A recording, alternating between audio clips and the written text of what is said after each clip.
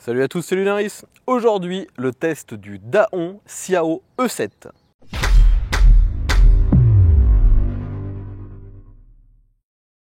Donc les amis, aujourd'hui, comme vous l'aurez compris, encore le test d'un vélo à assistance électrique. Et c'est de nouveau un vélo de la marque Daon. Si vous suivez mes tests, vous avez vu il y a un peu plus de 6 mois, un vélo de cette marque, mais le vélo que j'avais précédemment testé n'était pas électrique. Il faut savoir que Daon, ou Daon, je ne sais pas du tout comment ça se prononce, c'est une marque à la base américaine qui semble maintenant produire en Chine. Et ils sont spécialisés dans les vélos pliants avec un look assez vintage. Donc aujourd'hui, ils m'ont envoyé un de leurs derniers modèles, c'est un modèle 2024. D'ailleurs, lorsque je l'ai reçu, c'était même un prototype, vu qu'il n'était pas encore officiellement en vente. Donc il s'agit du Xiao E7. Et bien sûr, il s'agit d'un vélo pliant. C'est un vélo relativement petit, donc on dira qu'il est destiné essentiellement à un usage urbain. Mais contrairement à celui que j'avais testé précédemment, là, il est électrique. Donc aujourd'hui, bien sûr, on va passer en revue toutes les caractéristiques de cette machine et vous verrez aussi de nombreux plans qui viennent d'un test que j'ai fait avec mon frère sur sa chaîne MC Aventure. Vous l'avez probablement même déjà vu il y a plusieurs semaines maintenant, si vous êtes abonné à cette chaîne. Donc tout d'abord, au niveau du style, voyez que c'est un vélo avec un look vintage. Ce que j'adore toujours sur ce type de machine, c'est qu'on a un cadre avec un passage extrêmement bas, donc pour monter sur le vélo, c'est vraiment pas un problème. Que vous soyez un homme, une femme, peu importe vos vêtements, il n'y a vraiment aucune difficulté. Et autre paramètre qui est vraiment super intéressant pour un vélo de ville, c'est que bien qu'il soit électrique, celui-ci est relativement léger et il ne pèse que 20 kg, donc c'est plutôt pas mal. Donc au niveau technique, vous pouvez voir qu'il s'agit d'un vélo avec des roues assez petites, c'est du 20 pouces par 2 de large. Bien sûr, ce ne sont pas des pneus à crampons, c'est pour un usage essentiellement urbain. Et vous pouvez voir que, comme souvent avec les vélos de cette marque, Daon, quasiment tous les périphériques sont siglés de la marque. Là, si on regarde les jantes, on a un logo de la marque dessus. Si on regarde même les pneus, on a la marque qui est imprimée directement sur le caoutchouc. Et vous pourrez voir sur l'ensemble de ce test que quasiment tous les périphériques sont siglés de la marque. Alors malheureusement, je n'ai pas l'information, je ne sais pas si toutes ces pièces sont siglées de la marque parce qu'elles sont produites directement par Daon ou si ce sont des prestataires qui ont un contrat avec Daon et qui siglent la marque dessus. Là, j'avoue que je l'ignore. Donc comme je l'ai dit à plusieurs reprises, il s'agit d'un petit vélo pliant électrique. Donc forcément, ce que vous voulez savoir, c'est sa puissance. Donc sur ce vélo, on a un moteur de chez Bafang. Donc ça, c'est déjà plutôt une bonne surprise, vu que c'est réputé pour être du bon matos, même si c'est comme d'habitude du matériel chinois. Donc on a un moteur Bafang à l'arrière. Celui-ci est donné pour 250 watts. Et pour alimenter tout ça, on a une batterie qui est intégrée directement dans la tige de la selle. Donc ça fait que le vélo esthétiquement est assez classique. Il y a juste la selle qui bien sûr, la tige de selle qui semble un petit peu grosse, mais on n'a pas une grosse batterie visible. Et par contre, ça fait que la batterie, elle, n'a pas une très grosse capacité. On a 9,5 ampères. Si on regarde, donc c'est une batterie en 36 volts, on a 342 Wh. Donc clairement, c'est pas énorme. Heureusement, comme je vous l'ai dit, le vélo est léger. Et une très bonne surprise pour moi, c'est que même si vous essayez de l'utiliser avec le moteur électrique désactivé, vu qu'il est léger, eh bien, il n'y a pas de réelle difficulté. Ça s'utilise assez facilement. Problème. Là, par exemple, si je coupe totalement l'aide, si je me mets à 0, j'en chie pas. Bah non, il est plus léger. Il est pas trop mal. Alors si là, si je le mets à 0, bon, ça le fait. Ah aussi, on sent qu'il y a du poids. Il y a quand même de la résistance. Hein. Là, je vais pas à plus de 15. Hein.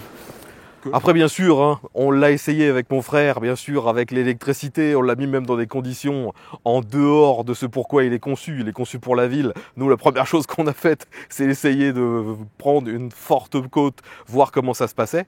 Donc, vous voyez quelques extraits, ça s'est très bien placé. Et même avec moi dessus, qui pèse 100 kg, eh bien, j'arrive avec cette assistance électrique à pédaler et pour maintenir en côte entre 15 et 20 km/h. Donc c'est vraiment pas mal. Après, je rappelle qu'il s'agit vraiment d'un vélo à assistance électrique et non pas d'une mobilette comme on a souvent maintenant dans ce genre de machine. Là, il n'y a pas d'accélérateur, vous devez pédaler. Mais ça se fait tout seul car sur ce vélo, vous n'avez pas un capteur de pédalage, on a un capteur de couple. Alors je sais que beaucoup de gens ne voient pas encore la différence, mais sachez qu'en fait le capteur de pédalage, il calcule que c'est en mouvement. Donc il faut absolument que vous mettiez un certain, il y a un certain temps avant qu'il calcule la rotation du pédalier et ensuite il vous aide. Le capteur de couple, lui, mesure la force que vous appliquez sur les pédales. Et donc, il n'y a pas besoin d'attendre que ce soit en mouvement. Dès que vous appuyez un peu dessus, instantanément, le moteur vous aide. Et franchement, ça marche super bien. Lors du test avec mon frère, on le comparait à un autre vélo qui, lui, n'était pas équipé d'un capteur de pédalage. Et on voit tout de suite la différence. C'est beaucoup plus fluide, beaucoup plus agréable avec un capteur de couple. En plus, si vous vous retrouvez dans une côte ou si vous avez besoin de mouliner un peu parce que vous êtes avec une fréquence qui vous ne convient pas, vous avez bien sûr un dérailleur. Donc c'est une référence connue, c'est un dérailleur de chez Shimano, modèle tourné à 7 rapports. Donc c'est quasiment la même chose que sur 95% des vélos électriques vendus actuellement. Et par contre, la petite particularité, c'est que pour sélectionner votre vitesse, on a vraiment quelque chose d'extrêmement simple. Vous avez un sélecteur rotatif qui vous permet donc de passer d'un rapport à l'autre extrêmement rapidement et sans aucune difficulté. Et en plus, c'est hyper, réactif. Ça marche très très bien. J'ai été surpris car souvent, on voit ce genre de dispositif sur des vélos vraiment extrêmement bas de gamme, comme on peut voir parfois dans des supermarchés. Et bien là, c'est du Shimano, ça fonctionne impeccable, vraiment aucune difficulté et ça rend l'utilisation encore plus intuitive pour quelqu'un qui n'aurait pas l'habitude de faire du vélo.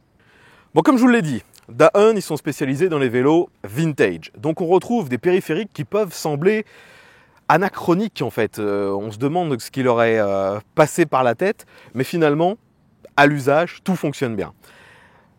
On a tout d'abord les freins. Vous voyez qu'on n'a pas de freins à disque, on a encore des freins à patins et ça c'est extrêmement rare sur les vélos électriques. Donc ça montre déjà que ce n'est pas un vélo qui est conçu pour prendre des vitesses énormes. De toute façon il est bridé à 25, ce qui est la norme en France. Et les freins à patins, on en a tous un assez mauvais souvenir parce que je suppose qu'on a tous eu des freins très bas de gamme et en plus mal réglés. Là, les freins fonctionnent parfaitement bien.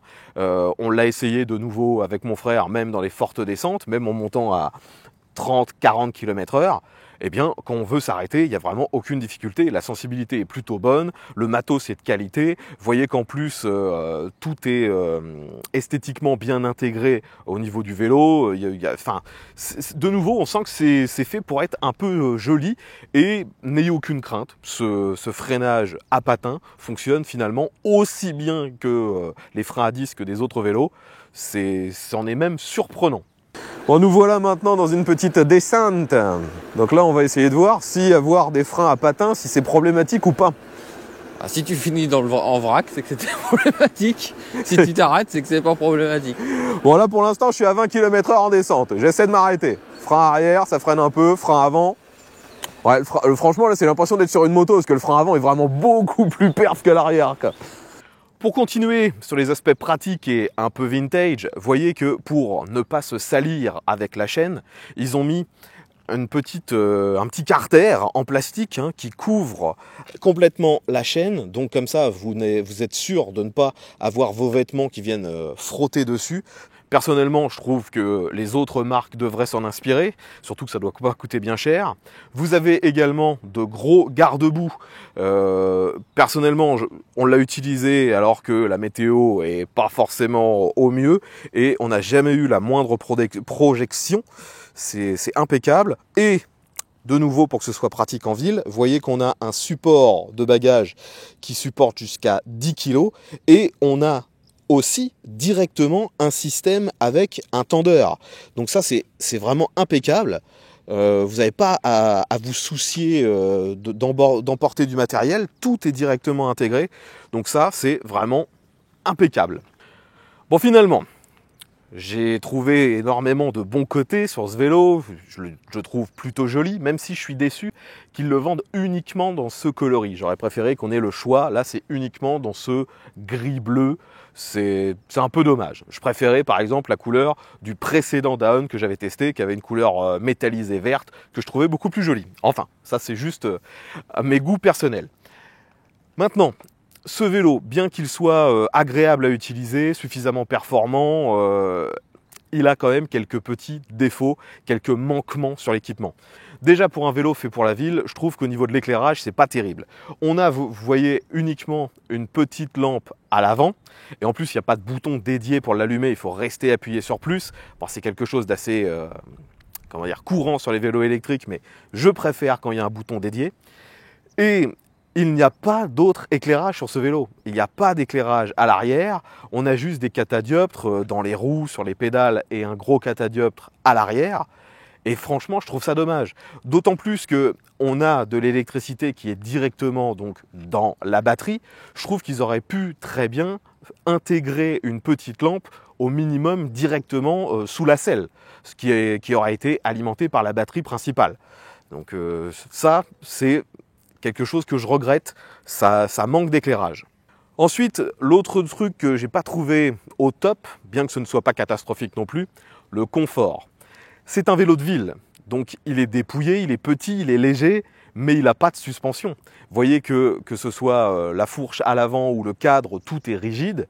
Donc tant que vous restez dans un environnement urbain en assez bon état, ça ne posera globalement aucun problème. Mais si vous êtes d'un seul coup sur une route pavée ou quelque chose d'un peu plus bosselé, ça devient assez vite désagréable. Et en plus, la selle, c'est pas la meilleure que j'ai pu tester, et de très loin même. La selle en elle-même a l'air d'être d'une assez bonne qualité en termes de matériaux, c'est pas mauvais, mais vous voyez que c'est finalement très très mou. Et donc quand vous êtes lourd comme moi, on se retrouve à comprimer quasiment toute la matière et presque sur le châssis. Donc ça c'est un peu dommage. Donc tant que vous faites des petits trajets, de nouveau, pas de problème, mais j'envisagerais pas de rouler sur 40-50 km avec ce vélo. Je pense que mes fesses n'apprécieraient qu'assez peu. Concernant l'écran, vous voyez que celui-ci est relativement sommaire, c'est pas un écran couleur, c'est monochrome. Vous avez bien sûr la vitesse, le kilométrage du vélo, la puissance, enfin la batterie, l'autonomie qui reste, le niveau d'assistance de 1 à 5, et au-dessus en fait c'est une indication de la puissance délivrée par le moteur en temps réel. Et donc vous verrez que dès que vous dépassez les 25 km/h, la puissance tombe à 0, ce qui est normal vu qu'il est bridé. Ensuite, le dernier point qui peut être considéré aussi bien comme un avantage qu'un inconvénient, ce vélo n'a pas réellement de sécurité anti-vol. Mais, je vous l'ai dit, la selle intègre la batterie. Donc vous pouvez enlever la selle, ce qui fait que vous laissez le vélo sans selle et sans batterie. Pour un voleur, c'est déjà moins intéressant. Mais le système pour retirer la batterie, il ne suffit pas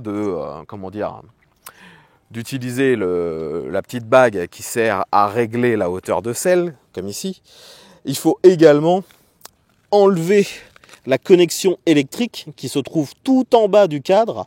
Donc c'est pas hyper compliqué, mais l'accessibilité est mauvaise et vous risquez en plus de toucher la chaîne lorsque vous déconnectez l'électricité et vous vous retrouvez donc avec les mains pleines de graisse. Donc ça, je trouve que c'est pas forcément super bien pensé. Si je compare par exemple avec un vélo que j'ai pu tester il y a de ça plusieurs années, un de la marque Fido, qui intégrait lui aussi une batterie dans la selle, ils avaient fait que les connexions électriques se faisaient directement par un rail. Donc il n'y avait pas de connectivité à utiliser, c'était automatique. Là, malheureusement, vous devrez, si vous voulez retirer complètement la selle pour la recharger, déconnecter l'électricité. Après, bien sûr, vous pouvez également recharger la batterie en laissant la selle sur le vélo, c'est tout à fait faisable. Et le vélo, comme je vous l'ai dit, n'est pas si lourd que ça, il pèse 20 kg.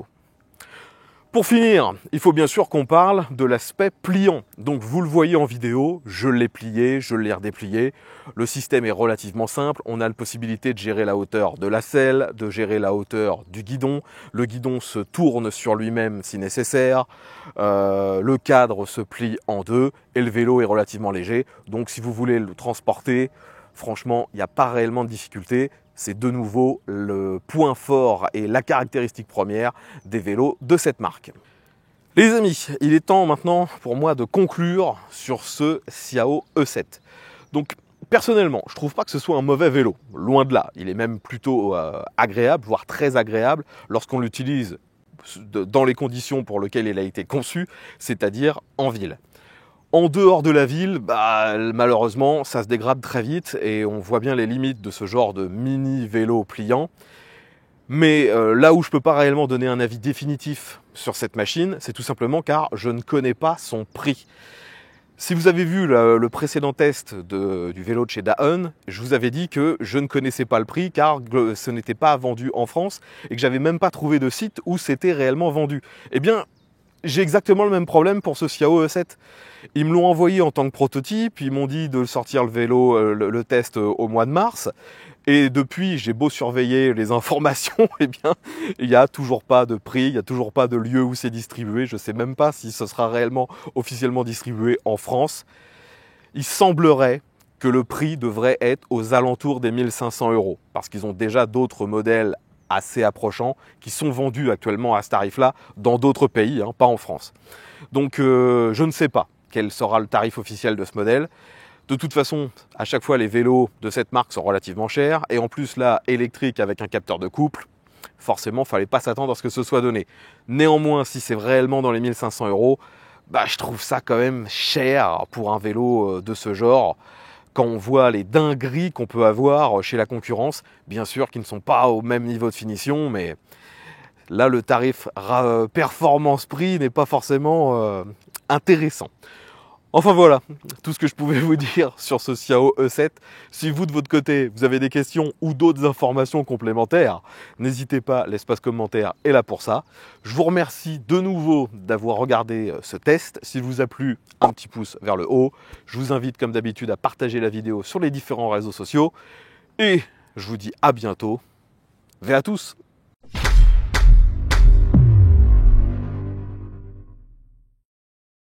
Une petite particularité qui au début n'est pas forcément très visible, vous devez démarrer le vélo avec un bouton qui est juste ici sous la selle. Donc si vous avez des très gros doigts, ça peut être assez difficile à atteindre. Et si vous n'appuyez pas là-dessus, le vélo bien sûr ne démarrera pas.